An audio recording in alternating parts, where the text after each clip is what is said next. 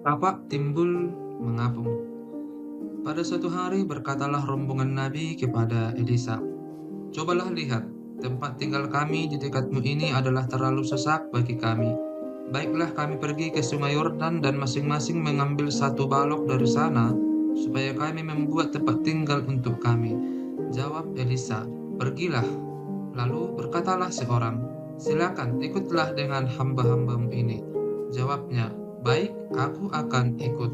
Maka ikutlah ia dengan mereka. Setelah mereka sampai di sungai Yordan, mereka pun menebang pohon-pohon.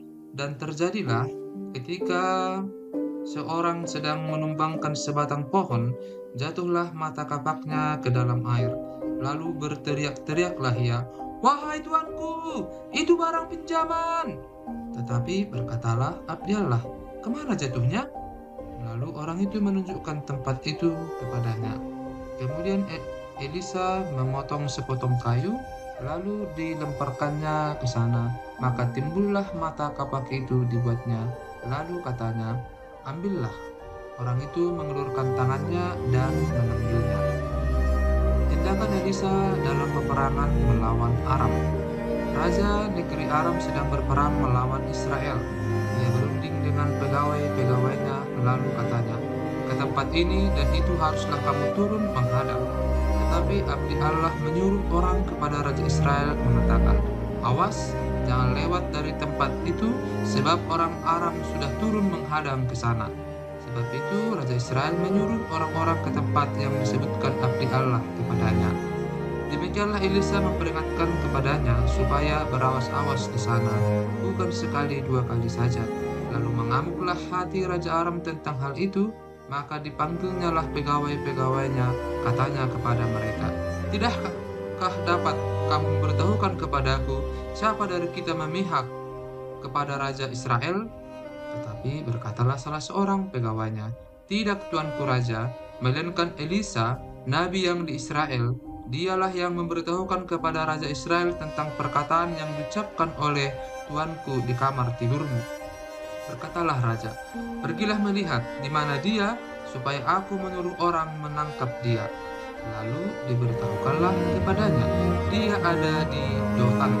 Maka dikirimnyalah ke sana kuda serta kereta dan tentara yang besar. Sampailah mereka pada waktu malam, lalu mengepung kota itu.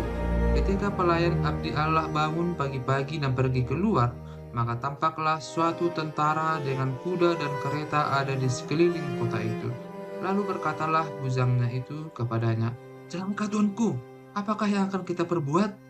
Jawabnya, "Jangan takut, sebab lebih banyak yang menyertai kita daripada yang menyertai mereka." Lalu berdoalah Elisa, "Ya Tuhan, bukalah kiranya matanya supaya ia melihat." Maka Tuhan membuka mata bujang itu sehingga ia melihat. Tampaklah gunung itu penuh dengan kuda dan kereta berapi sekeliling Elisa. Ketika orang-orang Aram itu turun mendatangi dia, berdoalah Elisa kepada Tuhan, "Butakanlah kiranya mata orang-orang ini." Maka dibutakannyalah mata mereka sesuai dengan doa Elisa. Kemudian berkatalah Elisa kepada mereka, "Bukan ini jalannya dan bukan ini kotanya. Ikutlah aku, maka aku akan mengantarkan kamu kepada orang yang kamu cari." Lalu diantarkannya mereka ke Samaria. Segera sesudah mereka sampai ke Samaria, berkatalah Elisa, "Ya Tuhan, bukalah mata orang-orang ini supaya mereka melihat." Lalu Tuhan membuka mata mereka sehingga mereka melihat dan heran, mereka ada di tengah-tengah Samaria. Lalu bertanyalah Raja Israel kepada Elisa tatkala melihat mereka, "Kubunuhkah mereka, Bapak?" Tetapi jawabnya, "Jangan. Biasakah kau bunuh yang kau tawan dengan pedangmu dan dengan panahmu? Tetapi hidangkanlah makanan dan minuman di depan mereka, supaya mereka makan dan minum, lalu pulang kepada tuan mereka. Disediakannya bagi mereka jamuan yang besar, maka makan dan minumlah mereka. Sesudah itu dibiarkannyalah mereka pulang kepada tuan mereka. Sejak itu tidak ada lagi gerombolan-gerombolan Aram memasuki negeri Israel." Tindakan Elisa pada waktu Samaria dikepung. Sesudah itu Benhadad, raja Aram, menghimpun mengumpulkan seluruh tentaranya, lalu maju mengepung Samaria. Maka terjadilah kelaparan hebat di Samaria selama mereka mengepungnya, sehingga sebuah kepala keledai berharga 80 sikal perak dan seperempat kaptahi merpati berharga 5 sikal perak. Suatu kali ketika Raja Israel berjalan di atas tembok, datanglah seorang perempuan mengadukan halnya kepada raja sambil berseru, "Tolonglah, ya tuanku raja." Jawabnya, "Jika Tuhan tidak menolong engkau, dengan apakah aku dapat menolong engkau? Dengan hasil pengirikankah atau hasil pemerasan anggur?" Kemudian bertanyalah raja kepadanya, "Ada apa?" Jawab perempuan itu. "Perempuan ini berkata kepadaku, 'Berilah anakmu laki-laki supaya kita makan dia pada hari ini, dan besok akan kita makan anakku laki-laki.' Jadi kami memasak anakku dan memakan dia. Tetapi ketika aku berkata kepadanya pada hari berikutnya, 'Berilah anakmu supaya kita makan dia,' maka perempuan ini menyembunyikan anaknya." Tatkala raja mendengar perkataan perempuan itu, dikoyakkannyalah pakaiannya, dan sedang ia berjalan di atas tembok, kelihatanlah kepada orang banyak bahwa ia memakai kain kabung pada kulit tubuhnya. Lalu berkatalah raja, "Beginilah kiranya Allah menghukum aku, bahkan lebih daripada itu, jika masih tinggal kepala Elisa bin Safat di atas tubuhnya pada hari ini." Adapun Elisa duduk-duduk di rumahnya dan para tua-tua duduk bersama-sama dia. Raja menyuruh seorang berjalan mendahulinya, tetapi sebelum suruhan itu sampai kepada Elisa, Elisa sudah berkata kepada para tua-tua itu, "Tahukah kamu bahwa si pembunuh itu menyuruh orang untuk memenggal kepalaku? Awas-awaslah apabila suruhan itu datang, segeralah tutup pintu dan tahanlah dia, supaya orang itu jangan masuk. Bukankah sudah kedengaran bunyi langkah tuannya di belakangnya?" Selagi ia berbicara dengan mereka, datanglah raja mendapatkan dia. Berkatalah raja kepadanya, "Sesungguhnya malapetaka ini adalah daripada Tuhan. Mengapakah aku berharap kepada Tuhan lagi?" Lalu berkatalah Elisa, "Dengarlah firman Tuhan. Beginilah firman Tuhan. Besok kira-kira waktu ini sesukat tepung yang terbaik akan berharga sesikal, dan 2 sukat jelai akan berharga sesikal di pintu gerbang Samaria." Tetapi perwira yang menjadi ajudan raja menjawab abdi Allah, katanya, "Sekalipun Tuhan membuat tingkap-tingkap di langit, masakan hal itu mungkin terjadi?" Jawab abdi Allah, "Sesungguhnya engkau akan melihatnya dengan matamu sendiri, tetapi tidak akan makan apa-apa daripadanya." 4 orang yang sakit kusta ada di depan pintu gerbang. Berkatalah yang seorang kepada yang lain, "Mengapakah kita duduk-duduk di sini sampai mati? Jika kita berkata, 'Baiklah kita masuk ke kota,' padahal dalam kota ada kelaparan, kita akan mati di sana. Dan jika kita tinggal di sini, kita akan mati juga. Jadi sekarang, marilah kita menyeberang ke perkemahan tentara Aram. Jika mereka membiarkan kita hidup, kita akan hidup. Dan jika mereka mematikan kita, kita akan mati." Lalu pada waktu senja, bangkitlah mereka masuk ke tempat perkemahan orang Aram.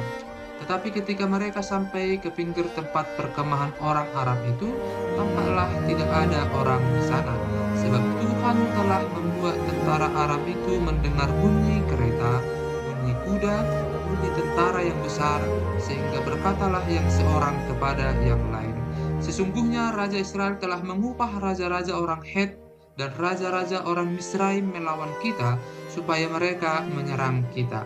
Karena itu, bangkitlah mereka melarikan diri pada waktu senja dengan meninggalkan kemah dan kuda dan keledai mereka, serta tempat perkemahan itu dengan begitu saja. Mereka melarikan diri menyelamatkan nyawanya. Ketika orang-orang yang sakit kusta itu sampai ke pinggir tempat perkemahan, masuklah mereka ke dalam sebuah kemah, lalu makan dan minum. Sesudah itu mereka mengangkut dari sana emas dan perak dan pakaian, kemudian pergilah mereka menyembunyikannya. Lalu datanglah mereka kembali, masuk ke dalam kemah yang lain dan mengangkut juga barang-barang dari sana, kemudian pergilah mereka menyembunyikannya. Lalu berkatalah yang seorang kepada yang lain, "Tidak patut yang kita lakukan ini. Hari ini ialah hari kabar baik, tetapi kita ini tinggal diam saja. Apabila kita menanti sampai terang pagi, maka hukuman akan menimpa kita. Jadi sekarang, marilah kita pergi menghadap untuk memberitahukan hal itu ke istana raja."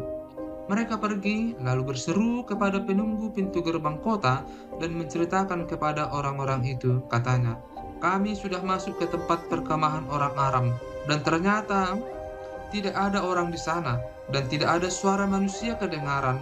Hanya ada kuda dan keledai tertambat dengan kemah-kemah ditinggalkan dengan begitu saja." Para penunggu pintu gerbang menyuruhkan dan memberitahukan hal itu ke istana raja. Sekalipun masih malam, raja bangun juga, lalu berkata kepada para pegawainya, "Baiklah, kuterangkan kepadamu apa maksud orang Aram itu terhadap kita.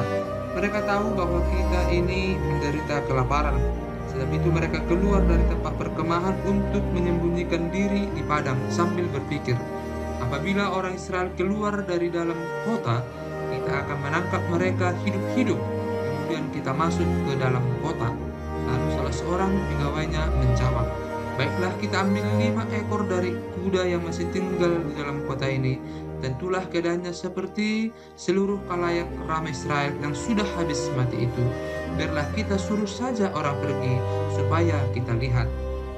Sesudah itu mereka mengambil 2 kereta kuda. Kemudian raja menyuruh mereka menyusul tentara Aram sambil berkata, "Pergilah melihatnya." Lalu pergilah mereka menyusul orang-orang itu sampai ke sungai Yordan, dan tampaklah seluruh jalan itu penuh dengan pakaian dan perkakas yang dilemparkan oleh orang Aram pada waktu mereka lari terburu-buru. Kemudian pulanglah suruhan-suruhan itu dan menceritakan hal itu kepada raja. Maka keluarlah penduduk kota itu menjarah tempat perkemahan orang Aram. Karena itu sesukat tepung yang terbaik berharga sesikal, dan 2 sukat jelai berharga sesikal, sesuai dengan firman Tuhan. Adapun raja telah menempatkan perwira yang menjadi ajudannya itu mengawasi pintu gerbang, tetapi rakyat menginjak-injak dia di pintu gerbang. Lalu ia mati sesuai dengan perkataan Abdiallah yang mengatakannya pada waktu raja datang mendapatkan dia. Dan terjadi juga seperti yang dikatakan Abdiallah itu kepada raja. 2 sukat jelai akan berharga sesikal, dan sesukat tepung yang terbaik akan berharga sesikal. Besok kira-kira waktu ini di pintu gerbang Samaria. Pada waktu itu si perwira menjawab Abdiallah itu, "Sekalipun Tuhan membuat tingkap-tingkap di langit, masakan hal itu mungkin terjadi?" Tetapi Elisa berkata, "Sesungguhnya engkau akan melihatnya dengan matamu sendiri, tetapi tidak akan makan apa-apa daripadanya." Demikianlah terjadi kepada orang itu. Rakyat menginjak-injak dia di pintu gerbang, lalu matilah ia. Raja menolong perempuan Sunem. Elisa telah berbicara kepada perempuan yang anaknya dihidupkannya kembali, katanya, "Berkemaslah dan pergilah bersama-sama dengan keluargamu, dan tinggallah di mana saja engkau dapat menetap sebagai pendatang, sebab Tuhan telah mendatangkan kelaparan yang pasti menimpa negeri ini 7 tahun lamanya." Lalu berkemaslah perempuan itu, dan dilakukannya seperti perkataan Abdiallah itu.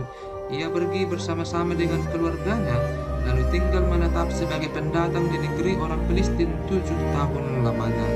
Dan setelah lewat ke-7 tahun itu, pulanglah perempuan itu dari negeri orang Filistin. Kemudian ia pergi mengadukan perihal rumahnya dan ladangnya kepada raja. Raja sedang berbicara kepada Gehazi, bujang Abdiallah itu, katanya, "Cobalah ceritakan kepadaku tentang segala perbuatan besar yang dilakukan Elisa." Sedang ia menceritakan kepada raja tentang Elisa menghidupkan anak yang sudah mati itu, tampaklah perempuan yang anaknya dihidupkan itu datang mengadukan perihal rumahnya dan ladangnya kepada raja. Lalu berkatalah Gehazi, "Ya, tuanku raja, inilah perempuan itu, dan inilah anaknya yang dihidupkan Elisa." Lalu raja bertanya-tanya, dan perempuan itu menceritakan semuanya kepadanya.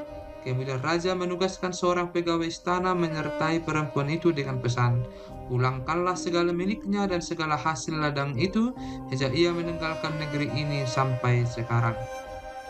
Elisa di Damsyik. Elisa masuk ke Damsyik, dan pada waktu itu Ben-Hadad, raja Aram, sedang sakit. Ketika dikabarkan kepada raja, "Sudah datang abdi Allah kemari," berkatalah ia kepada Hazael, "Ambillah persembahan, pergilah menyongsong abdi Allah itu, dan mintalah petunjuk Tuhan dengan perantaraannya. Sembuhkah aku dari penyakit ini?" Lalu pergilah Hazael menyongsong dia. Diambilnyalah persembahan berupa segala barang yang indah-indah dari Damsyik, sebanyak muatan 40 ekor unta. Sesudah sampai, tampillah ia ke depan Elisa dan berkata, "Anakmu Ben-Hadad, Raja Aram, menyuruh aku menanyakan kepadamu, apakah aku akan sembuh dari penyakit ini?" Jawab Elisa kepadanya, "Pergilah, katakanlah kepadanya, pastilah engkau sembuh." Namun demikian, Tuhan telah memperlihatkan kepadaku bahwa ia pasti mati dibunuh. Elisa menatap dengan lama ke depan, lalu menangislah abdi Allah itu. Hazael berkata, "Mengapa tuanku menangis?"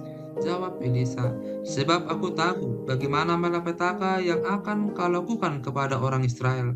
Kotanya yang berkubu akan kau campakkan ke dalam api, turunannya akan kau bunuh dengan pedang, bayinya akan kau remukkan, dan perempuannya yang mengandung akan kau belah." Sesudah itu berkatalah Hazael, "Tetapi apakah hambamu ini yang tidak lain dari anjing saja, sehingga ia dapat melakukan hal sehebat itu?" Jawab Elisa, "Tuhan telah memperlihatkan kepadaku bahwa engkau akan menjadi raja atas Aram." Lalu ia pergi dan meninggalkan Elisa, dan setelah ia sampai kepada tuannya, berkatalah raja kepadanya, "Apakah dikatakan Elisa kepadamu?" Jawabnya, "Ia berkata kepadaku bahwa pastilah engkau sembuh."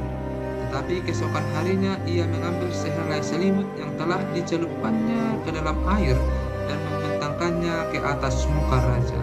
Jadi matilah raja, dan Hazael menjadi raja menggantikan dia.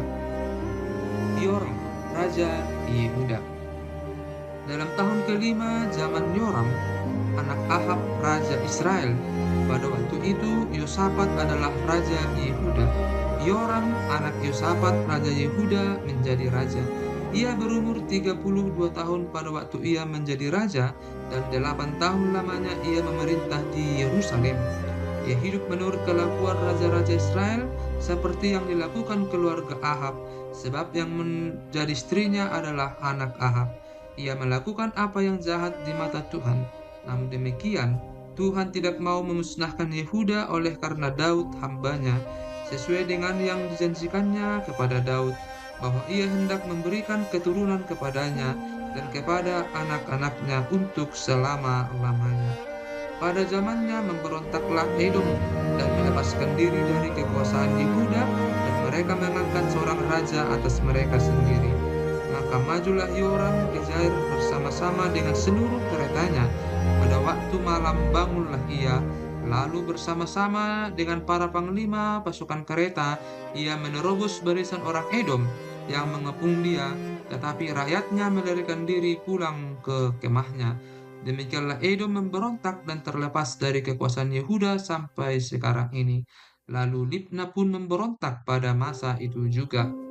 Selebihnya dari riwayat Yoram dan segala yang dilakukannya, bukankah semuanya itu tertulis dalam kitab sejarah raja-raja Yehuda?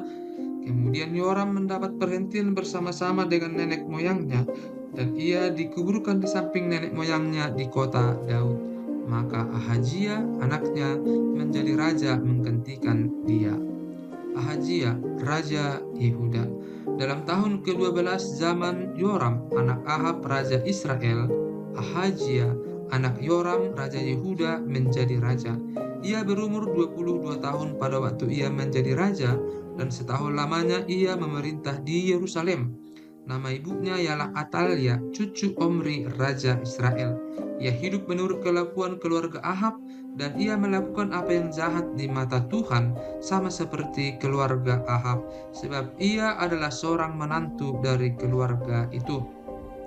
Ia pergi bersama-sama Yoram bin Ahab untuk berperang melawan Hazael, Raja Aram, di Ramot Gilead. Tetapi orang-orang Aram melukai Yoram. Kemudian pulanglah Raja Yoram ke Yizreel supaya diobati luka-lukanya yang ditimbulkan orang Aram di Rama pada waktu ia berperang melawan Hazael, Raja Aram. Dan Ahazia, anak Yoram, Raja Yehuda, pergi menjenguk Yoram bin Ahab di Yizreel karena ia sakit.